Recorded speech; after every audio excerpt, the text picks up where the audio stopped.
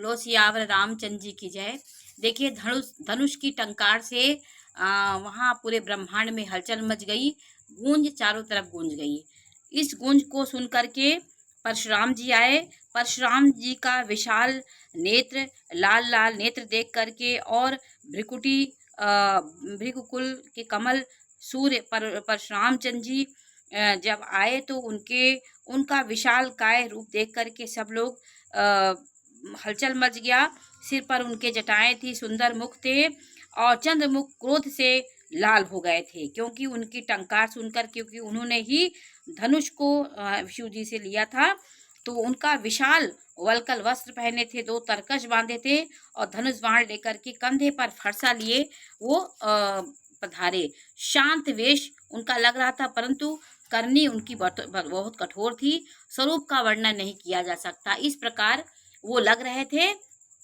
और उनको देख करके सारी सभा भय से व्याकुल हो उठे। सब लोग पिता सहित अपना नाम कह कर दंडवत प्रणाम करने लगे। सब लोग परशुराम जी को देखकर, वहां जितने राजा लोग थे सब व्याकुल हो गए और उनको दंडवत प्रणाम करने लगे।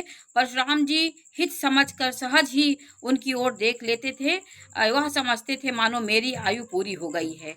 फिर जनक जी ने आकर सिर नवाया और सीता जी को बुलाकर प्रणाम किया। वो इतने क्रोधी लग रहे थे, देख के इतना उनके गुस्सा था कि सब लोग जिधर देख लेते थे वो उनको लगता था कि इसको मार डालेंगे, इतना वो क्रोधी थे।